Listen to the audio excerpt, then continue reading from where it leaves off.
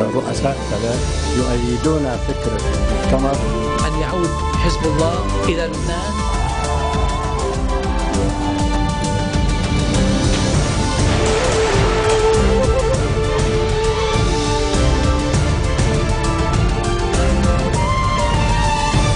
Good afternoon. It is Saturday, November 9th. I'm Yumna Naufal, and these are today's headlines. Lebanese French author Amin Maalouf is honored for his work with the Order of the Cedar Medal by President Sulaiman at the Babda Palace. Iran and world powers talk enter their third day as they remain split on terms of a nuclear deal because of differences on ways to reduce Tehran's ability to make atomic weapons. And a day after Super Typhoon Haiyan roars into the Philippines, officials find more than 100 bodies strewn on the streets. Lebanese Forces Chief Samir Jaja is calling for reviving the nation's constitutional institutions, mainly the presidency, to hold effective elections next year. Jaja called for holding effective presidential elections when President Michel Sulaiman's 6-year mandate ends in May of 2014. He said we should revive our constitutional institutions because without them, there would be no country. And he told the delegation of Lebanese American University students from the Jbeil campus, while he was criticizing the parties that are claiming there would be no elections without consensus on the name of the next head of state. The days of settlements and understandings that used to take place in closed rooms are gone, Jaja said, stressing they have been replaced by democracy, freedom, sovereignty, and independence. He also added that lawmakers will not be afraid and will head to a session to elect the new president, no matter how much threats are made.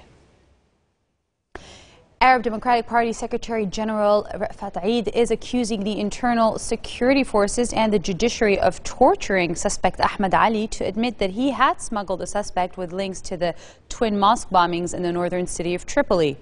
During a press conference he held in Tripoli, pro-Assad Eid mockingly dubbed military prosecutor Sa'ad as a hero, saying he transferred Ali to the ISF Intelligence Bureau after he was tortured during investigation. But Eid said Ali, who is his father's driver, was not assaulted by the intelligence branch, which only used psychological torture against him by showing him torture equipment. The Bureau forced him to sign a document that he had smuggled Ahmed Mirhi, who is the suspected driver of the explosive laden vehicle that blew up near the Taqwa Mosque, to Syria. The Eid claimed the twin car bombings that targeted the Sunni At-Taqwa and As-Salam Mosque on August 23rd have left hundreds of casualties. U.S. prosecutors have charged the son of the president of Suriname with terrorism offenses, saying he agreed to provide heavy weapons and a home base in his South American country to undercover operatives pretending to be with Hezbollah. Dino Buterse was charged with attempting to provide material support to a foreign terrorist organization in a grand jury indictment unsealed in New York on Friday. Buterse, who had been picked by his father to lead a counter-terrorism unit in Suriname, is already in a U.S. jail and had previously been charged with cocaine trafficking. He was arrested in Panama in August and quickly extradited to the U.S. One of his lawmakers in New York, Florian Miedel, declined to comment on the new charges on Friday, saying he needed time to review the allegations. But prosecutors said Buterse agreed to accept a multi-million-dollar payoff in exchange for allowing large numbers of Hezbollah fighters to use Suriname as a base for attacking American targets. President Michel Sulaiman honored Lebanese French author Amin Maalouf at a ceremony held at the Babda Palace. Sulaiman granted him the National Order of the Cedar Medal with the rank of Grand Cordon and said a new stamp emblazoned with Maalouf's face will be issued soon. Lebanon appreciates the contributions made by Maalouf, Sulaiman said in his speech. He added that Maalouf stresses that our nation and the Orient require a strong belief that opens shuttered hearts through tolerance. My continuous obsession is the Lebanese dream, which must be achieved, Maalouf said himself after Sulaiman's speech. The author was born in Beirut in 1949 and he lives in France since 1976. He writes in French, but his works have been translated into more than 40 languages. His literary work includes novels, essays, and opera librettos, notably The Crusades Through Arab Eyes, Leo the African, The Gardens of Light, Balthazar's Odyssey, and Adriana Mater. More than 8,700 Syrian refugees in Lebanon registered with the United Nations High Commissioner for Refugees, according to an interagency briefing, while the agency canceled the registration of 13,000 individuals. The latest round of registration brings the total number of registered refugees to 721,000, with another 84,000 awaiting registration. The total number of Syrian refugees receiving assistance from the UNHCR and its partners is about 805,000, down by 7,000 from last week. The UNHCR inactivated 13,000 individuals this week due to 3 consecutive no-shows for food distribution over a 3-month period. This is part of an ongoing effort to verify the existing data. Reactivation will be conducted for persons who approach UNHCR and who are confirmed to be living in Lebanon, according to the UNHCR's weekly update released on Friday. The Lebanese government estimates the real number of Syrians in the country at more than 1 million.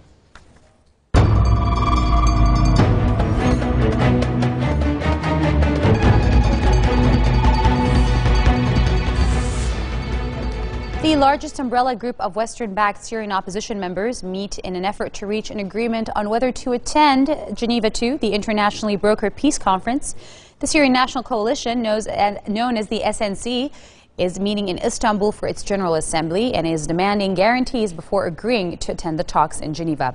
These include a guarantee that Syrian President Bashar al-Assad would step down in any transitional Syrian government.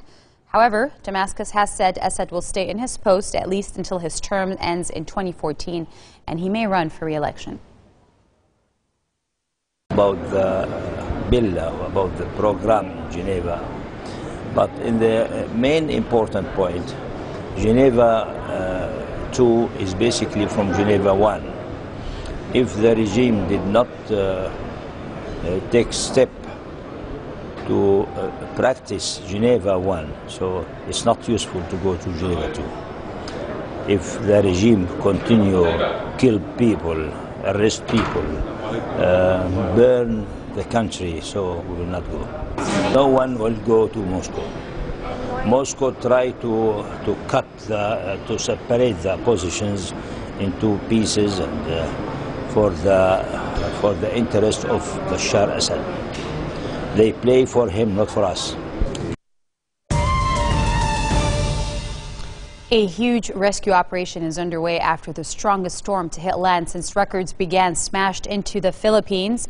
Typhoon Haiyan devastated the central Philippine city of Tacloban on Friday, killing at least 100 people and destroying most houses in a surge of floodwater and high winds, according to officials. The death toll and material damage estimates are expected to rise sharply as rescue workers and soldiers reach areas cut off by the massive storm, now leaving the Philippines and heading towards Vietnam.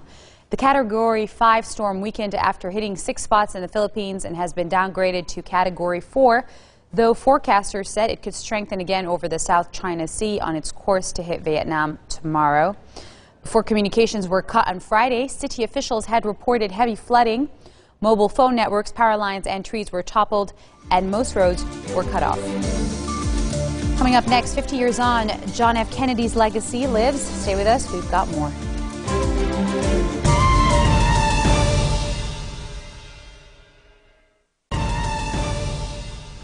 Iran and world powers remain split on terms of a nuclear deal because of differences on ways to reduce Tehran's ability to make atomic weapons using plutonium and enriched uranium. France's foreign minister made the comments at the Geneva talks, now in their 3rd day. Laurent Fabius' remarks to France Interradio on Saturday came as U.S. Secretary of State John Kerry and counterparts from Britain, France, and Germany negotiating with Iran consulted in the Swiss city on how to resolve the obstacles at the talks. Fabius mentioned differences over Iran's Arat reactor southeast of Tehran, which could produce enough plutonium for several nuclear weapons a year once it goes online.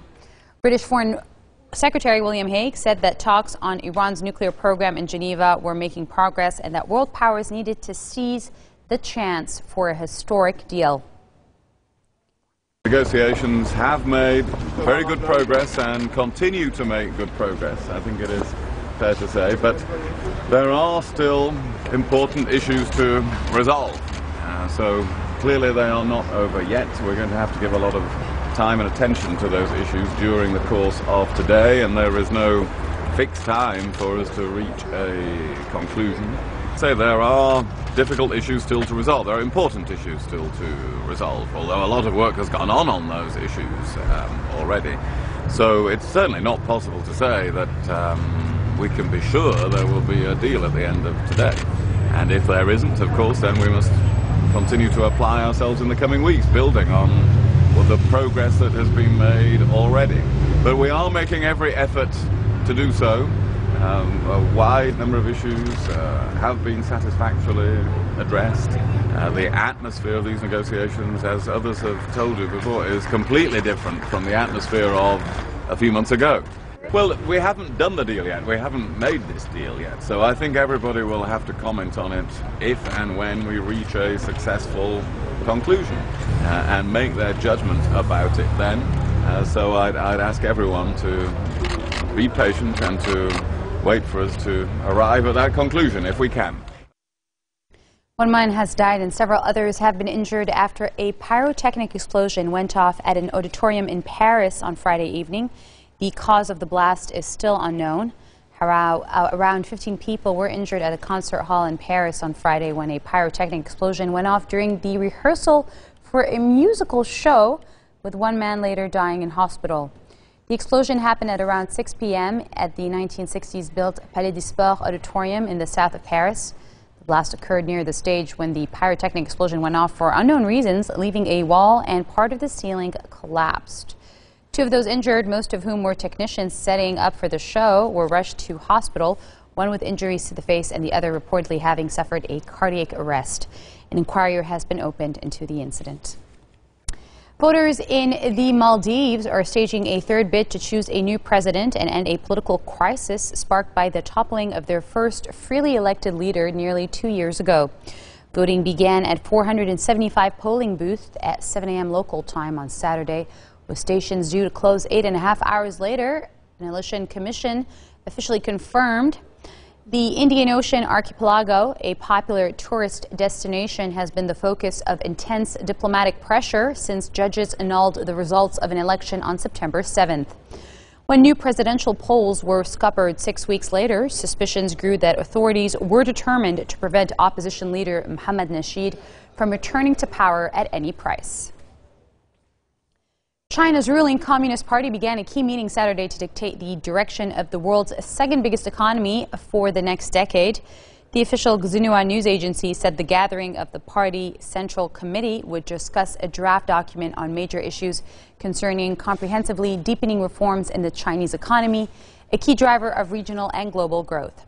Recent reports in party and state media have singled out key issues of the four-day meeting as potentially including land and administrative reforms, as well as reducing protections for powerful state-owned enterprises. A government think tank, meanwhile, called for dismantling the residency registration system known as Hukou, which restricts access to medical insurance and other benefits for migrants.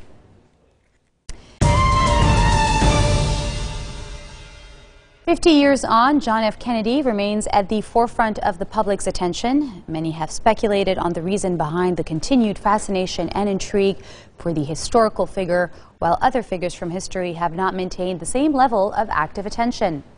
John F. Kennedy, the president with the iconic Hollywood smile, has a legacy that lives on nearly 50 years after his assassination, this November 22nd. The Navy hero had a widespread political career before the tragic end to his life. Congressman by the age of 29 and a senator by the age of 35, it is no surprise that JFK would ultimately be placed at the Oval Office. According to historian Robert Caro, he had a gift for rallying the country to its best, most humane and idealistic impulses. When Alex Gibney set out to make a movie about cyclist Lance Armstrong's 2009 Tour de France comeback, the documentarian admits he bought into the hype. The man who cheated death was coming back to reign supreme and clean. All of us fans, he said, wanted to believe. You want to root for the people. That is what sports are all about. Then in 2011, things changed. The feel-good movie, as Gibney called the original version of his documentary, was nearly finished when Armstrong's ex-teammates Tyler Hamilton and Floyd Landis began going public about Armstrong's doping. And so the title became The Armstrong Lie. Sitting with Oprah Winfrey in January of 2013, Armstrong admitted to using performance-enhancing drugs to win the Tour de France 7 times, titles that have since been revoked. Gibney was there as the interview was shot and insisted that Armstrong could come clean in front of his camera too. This marks the end of our bulletin for today. Now for a reminder of our headlines. Lebanese French author Amin Maalouf is honored for his work with the Order of the Cedar Medal by President Sulaiman at the Babda Palace. Iran and world power talks enter their third day as they remain split on terms of a nuclear deal because of differences on ways to reduce Tehran's ability to make atomic weapons. And a day after Super Typhoon Haiyan roars into the Philippines, officials find more than 100 bodies strewn on the streets. Those are your Saturday headlines live on Future Television. Linda Tamim is back tomorrow for all the headlines for this weekend. Have a good one. الرؤساء ثلاث يؤيدون فكرة المؤتمر أن يعود حزب الله إلى لبنان